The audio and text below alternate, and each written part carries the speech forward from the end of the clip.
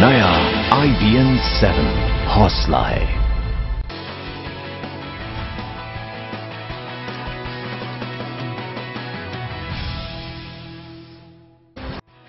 नमस्कार, शाम के 7 बजे हैं। मैं हूं पंकज भार्गव। देश दिन भर में हम आपको दिखाएंगे देश के कोने कोने की खबर, और ये खबरें आप तक पहुंचा रही है नेटवर्क 18 के 2000 संवाददाताओं की टीम। 2000 रिपोर्टर हर दिन आपके इलाके की हर बड़ी खबर आप तक पहुंचाएंगे, सबसे सटीक और सबसे पहले। आइए सबसे पहले आपको लिए चलते हैं लखनऊ, अनुराग त्रिपाठी के पास। समाजवादी पार्टी के मुखिया मुलायम सिंह यादव ने एक बार फिर अपने बेटे अखिलेश यादव पर निशाना साधा है। मुलायम ने कहा यूपी सरकार का काम करने का तरीका बेहद धीमा है। काम तो हो रहा है मगर जनता तक उसका असर और लाभ बहुत देर में पहुंच रहा है।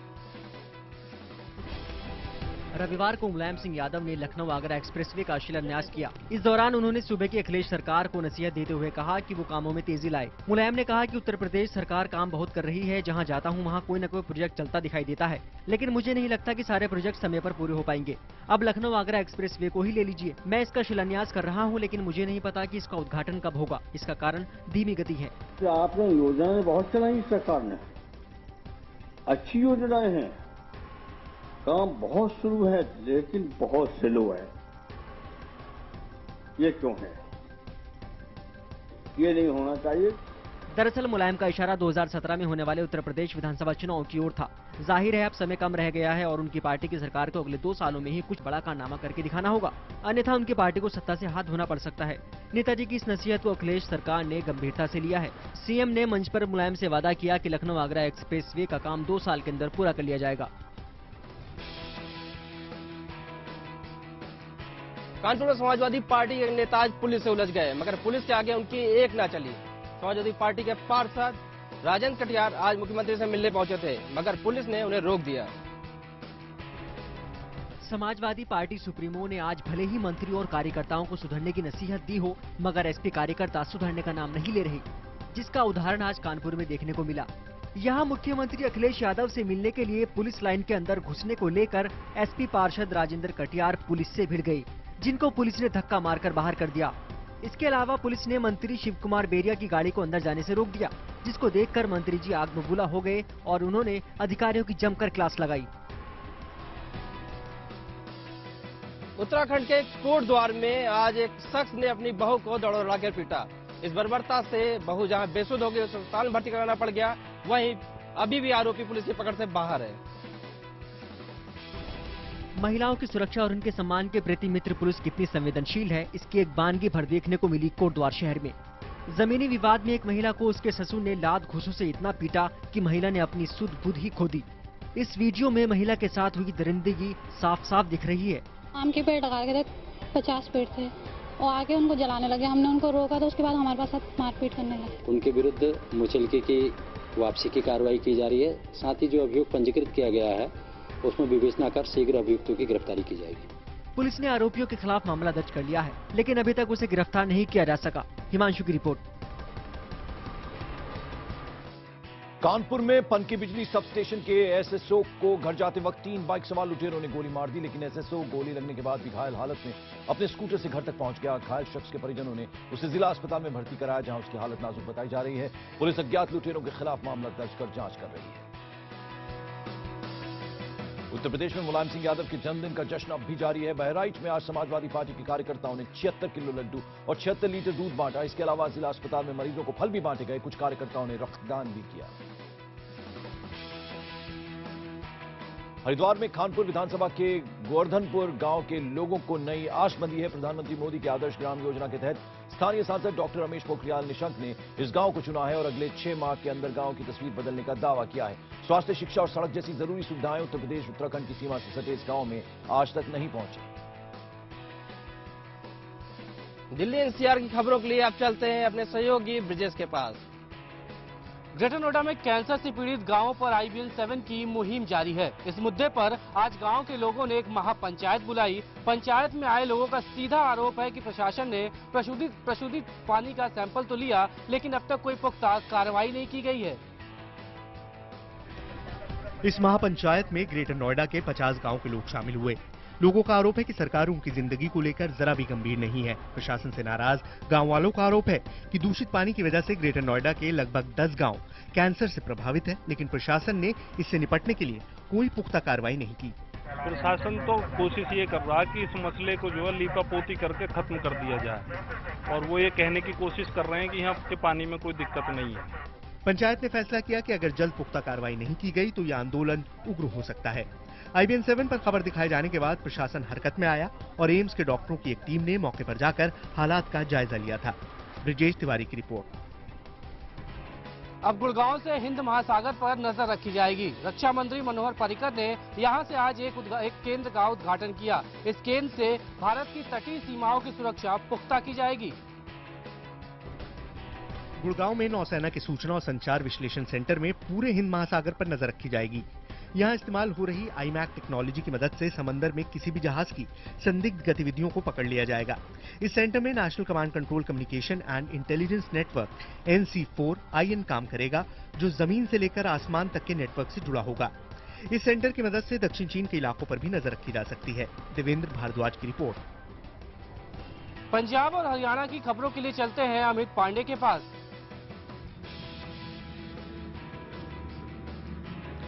शुक्रिया ब्रिजेश। रामपाल को उसके आश्रम लेकर पहुंची हरियाणा पुलिस। पुलिस को वहां छापेमारी के दौरान 10,000 से ज्यादा लाठियां मिली। इसके अलावा बंदूक और हथियार भी मिले हैं।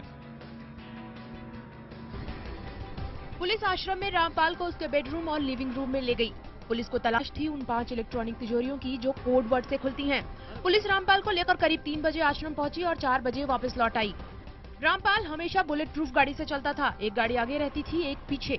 रामपाल की एक लग्जरी बस भी मिली है जिसमें तमाम सुविधाएं मौजूद हैं। रामपाल के कमांडो के पहनने वाले 400 ड्रेस भी मिले हैं। कई ऐसी दवाइयां भी बरामद हुई हैं जिन पर नाम नहीं लिखा है। पलवल में पुलिस ने एक शख्स को गिरफ्तार किया है हत्या के आरोप में। जब पुलिस उस शख्स को गिरफ्तार करने गई तो वो शख्स घायल अवस्था में था और जब पुलिस ने सख्ती से पूछताछ की तब ये पूरा का पूरा वाकया सामने आया। पलवल के अलावलपुर में 2 चचेरे भाइयों पर जानलेवा हमले की चर्चा कई दिनों से चल रही थी। 20 नवंबर को घायल हालत में मिले अजय ने बताया था कि कुछ बदमाशों ने उस पर और उसके चचेरे भाई पर हमला किया और लूटकर फरार हो गए। इसके बाद पुलिस को विजेंद्र नाम के शख्स की लाश नहर से मिली थी। घायल अजय को अस्पताल में भर्ती करा दिया गया। वहीं पर उससे कड़ाई से पूछताछ की गई तो उसने सारा सच उगल दिया। जब हॉस्पिटल में आ लिया, जब बताई गई विजेंद्र वहाँ पता नहीं कहाँ गया, वो कुहाड़ी और ये दाव इन पहले ही रख रखे थे। इनकी योजना बंद थी, कई 2 महीने से इनकी योजना बना रहे इसे मारने की। पुलिस के मुताबिक अजय ने अपने एक साथी के साथ मिलकर इस हत्या को अंजाम दिया। मनीष चतुर्वेदी की रिपोर्ट। शिमला में एक युवक ने जो कि शराब के नशे में धुत था, उसने जमकर हंगामा मचाया। पहले उसने 2 बच्चों को टक्कर मारी और फिर उसके बाद पुलिस की PCR वैन में टक्कर मारी। शिमला के खलीणी इलाके में शराब में धुत होकर कार चला रहे युवक ने शनिवार रात को खूब कोहराम मचाया। सड़क पर बेकाबू तरीके से गाड़ी चला रहे इस शख्स से कई लोगों ने जैसे तैसे अपने वाहन बचाए। जब इसकी सूचना किसी ने पुलिस को दी तो पुलिस ने PCR वैन से उसका पीछा शुरू कर दिया, लेकिन युवक ने कार नहीं रोकी और इस बीच उसने एक बच्चे को टक्कर मार दी। इसके बाद भी वह नहीं रुका और कुछ देर बाद उसने एक व्यक्ति को टक्कर मारी जिससे उसकी टांग फ्रैक्चर हो गई। इसके बाद जब पुलिस ने बीच सड़क में PCR वैन खड़ी कर कार को रोकने की कोशिश की तो युवक ने अपनी कार PCR वैन में मार दी। इसके बाद पुलिस ने युवक को कार से उतारा तो वो उन पर भी खूब रौब झाड़ने लगा। फिलहाल आरोपी युवक को गिरफ्तार कर पुलिस मामले की जांच कर रही है। जम्मू कश्मीर में पुलिस को भारी मात्रा में गोला बारूद बरामद हुआ है। पुलिस को शक है कि विधानसभा चुनाव से पहले इनका इस्तेमाल होने वाला था। बारामूला के भूसनिया इलाके में सेना को बड़ी कामयाबी मिली है। सेना ने एक आतंकी के गुप्त ठिकाने पर तलाशी अभियान के दौरान भारी मात्रा में हथियार और गोला बारूद बरामद किया। इसमें एक sniper gun, 18 grenade, 23 UBGL grenades, 2 pistol, 4 magazine, 5 AK magazine, 2 rocket launcher, grenade launcher और 4 रेडियो सेट शामिल हैं। सुरक्षा बलों के मुताबिक इस मामले में एक व्यक्ति को गिरफ्तार किया गया है जिसे पूछताछ जारी है। नसीर अहमद की रिपोर्ट। अब बिहार झारखंड की खबरों के लिए चलते हैं अपने सहयोगी शलभ के पास। शुक्रिया। कांग्रेस अध्यक्षा सोनिया गांधी ने आज झारखंड के गुमला और डाल्टनगंज में अपनी चुनावी जनसभा में बीजेपी पर जमकर निशाना साधा। सोनिया गांधी ने कहा कि केंद्र सरकार के पास अपनी कोई योजना नहीं है, बल्कि वो कांग्रेस की योजनाओं के नाम बदल कर उसे पेश कर रही है। झारखंड में पहले चरण के चुनाव के आखिरी दिन जब कांग्रेस अध्यक्ष डाल्टनगंज पहुंची तो उनके निशाने पर प्रधानमंत्री थे।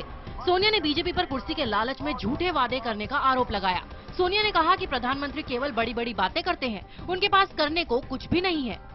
आज ये झारखंड का भाग्य बदलने की बात करते हैं, लेकिन ये क्यों नहीं बताते हैं कि यहाँ जब इनकी सरकार थी तो इन्होंने क्या किया। डाल्टनगंज के बाद सोनिया ने गुमला में भी चुनावी सभा को संबोधित किया। यहाँ सोनिया ने यूपीए सरकार की नीतियों का जिक्र करते हुए उन्हें बेहद कारगर बताया। हाजीपुर में आज एक पत्तल की दुकान में आग लगने से अफरा तफरी मच गई। इस घटना में दुकान में रखी लाखों की संपत्ति जलकर राख हो गई। हाजीपुर के थाना चौक के पास एक पत्तल की दुकान में रविवार को आग लग गई। देखते ही देखते आग की लपटें पत्तल दुकान के गोदाम के साथ साथ आसपास की कई दुकानों और घरों में फैलने लगी। घनी आबादी में लगी आग के बाद घबराए लोग आसपास की छतों पर इकट्ठा हो गए और आग बुझाने के लिए पानी फेंकने लगे। मौके पर पहुंची पुलिस को दमकल की 3 गाड़ियों को बुलाना पड़ा। काफी मशक्कत के बाद बुझी इस आग में लाखों की संपत्ति जल जाने का अनुमान है। स्थानीय लोगों के मुताबिक आग शॉर्ट सर्किट की वजह से लगी। 2-3 घर पीछे तक पकड़ लिया। नुकसान कितना होगा? नुकसान कितना होगा? नुकसान लाखों लाख का नुकसान है। पटना के गांधी मैदान में गायत्री परिवार के बैनर तले कार्यक्रम का आयोजन किया गया, जिसमें मुख्यमंत्री जीतन राम मांझी और केंद्रीय कृषि मंत्री राधा मोहन सिंह मौजूद रहे। कार्यक्रम के बाद मुख्यमंत्री ने केंद्र सरकार को वायदों की सरकार बताया, तो वहीं केंद्रीय मंत्री ने कहा कि मुख्यमंत्री को पहले अपने कार्यों और पार्टी के वायदों पर सोचना चाहिए। पटना में एक मरीज की मौत के बाद जमकर हंगामा बरपा। गुस्साए परिजनों ने नर्सिंग होम में जमकर तोड़फोड़ की और घंटों हंगामा करते रहे। परिजनों का आरोप है कि Shri Ram super speciality hospital में डॉक्टरों की लापरवाही से मरीज की मौत हुई। बाद में मौके पर पहुंची पुलिस ने नाराज परिजनों को समझा बुझाकर शांत कराया। देश दिन भर में ये थी बिहार और झारखंड की खबरें। मध्य प्रदेश और छत्तीसगढ़ की खबरों के लिए चलेंगे अपने सहयोगी मनोज शर्मा के पास। इंदौर के निनौरा में खेत में एक युवक की लाश मिली है। शव पर जख्म के कोई निशान नहीं है, इसलिए कहना मुश्किल है कि ये हत्या है या आत्महत्या। पुलिस ने मृतक की जेब से एक लव लेटर भी बरामद किया है। इंदौर रोड पर टोल नाके के समीप एक युवक की खेत में अर्धनग्न हालत में लाश मिली। मृतक की शिनाख्त देवास जिले के समीप डबल चौकी के खली गांव के रहने वाले पप्पू जोगी के रूप में हुई। उसकी जेब से एक लव लेटर भी मिला है। चूंकि मृतक के शरीर पर चोट के निशान नहीं है, इससे पुलिस को आशंका है कि उसने आत्महत्या की है। बहरहाल पुलिस पोस्टमार्टम रिपोर्ट का इंतजार कर रही है। किसी गांव वाले ने करा, वहाँ से टोल टैक्स इंदौर रोड पे, वहाँ से फोन करा कि इस नाम से कोई आपका रिश्तेदार है। मैंने हाँ ये रिश्तेदार है। बोले इनके पास ये कागज मिले, आप यहाँ आओ। मैं वहाँ देखा, गया तो ये अवस्था में मिले। पता चला है कि मृतक पप्पू अपनी बहन के घर आने के लिए निकला था, लेकिन वह घर नहीं पहुँचा। छत्तीसगढ़ के नारायणपुर जिले में बाकुलवाही के पास आज स्कूली बच्चों ने खुद ही श्रमदान कर सड़क बनाने का सुधारने का काम किया। काफी दिनों से सड़क खराब होने से जो इलाके के लोग हैं वो बेहद परेशान हो रहे थे। नारायणपुर जिले से 5 किलोमीटर दूर बाकुलवाही तालाब के पास खस्ता हाल सड़क पर जब प्रशासन ने सुध नहीं ली तो इलाके के बच्चों ने ही सड़क सुधारने का बीड़ा उठा लिया। बच्चों ने श्रमदान कर सड़क पर बने गड्ढों को भरने का काम किया। ग्रामीणों का कहना है कि इस सड़क पर आवाजाही को लेकर काफी मुश्किलें आ रही थी। कई बार शिकायत करने के बाद भी प्रशासन ने सड़क सुधारने के लिए कोई कदम नहीं उठाया।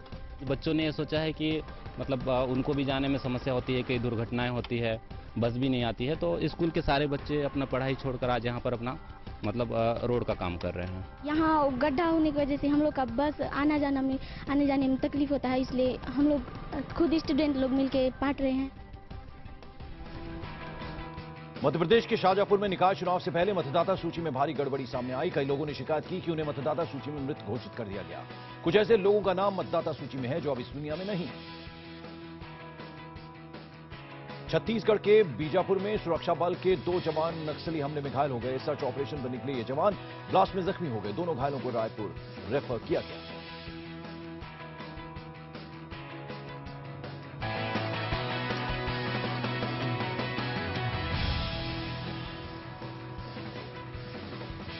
भारत और पाकिस्तान के बीच चलने वाली थार एक्सप्रेस इन दिनों तस्करी का जरिया बनी हुई है। भारत व पाकिस्तान के बीच में चलने वाली थार एक्सप्रेस से लगातार सोना मिलने से इस बात की आशंका जताई जा रही है कि थार एक्सप्रेस अभी सोने की तस्करी का जरिया बन गई है। मुन्नाबाव अंतर्राष्ट्रीय रेलवे स्टेशन पर कस्टम को जांच के दौरान अहम सुराग मिले। पाकिस्तान के अमरकोट जिले के निवासी जय कुमार की तलाशी के दौरान उसके पास अवैध तरीके से लाया जा रहा 117 ग्राम सोना मिला। इन दिनों भारतीय सीमा के अंदर पाकिस्तानी ट्रेन मुन्नाबाव तक आ रही है। राजस्थान में नेशनल ग्रीन ट्राइब्यूनल ने अपने अधिकारियों पर नकेल कसी है। नेशनल ग्रीन ट्राइब्यूनल में वैसे देश भर के पर्यावरण से जुड़े मामले पहुंच रहे हैं और उनमें तुरंत कार्रवाई भी हो रही है। राजस्थान के लिए भी नेशनल ग्रीन ट्राइब्यूनल काफी मददगार साबित हो रहा है। इस महीने लापरवाही बरतने वाले 3 अलग अलग मामलों में अधिकारियों को लताड़ लगने के साथ उनसे सवाल जवाब किया गया। यही वजह है कि वहां के अधिकारी पर्यावरण को लेकर काफी चौकस हो गए। राजस्थान के कोटपुतली में केंद्रीय सूचना प्रसारण राज्य मंत्री राज्यवर्धन सिंह राठौड़ ने आज एक अस्पताल का उद्घाटन किया। इस अस्पताल में गरीबों का मुफ्त इलाज किया जाएगा। राज्यवर्धन सिंह राठौड़ ने कहा कि गांव के अस्पतालों में भी शहरों के अस्पतालों जैसी सुविधाओं का होना जरूरी है।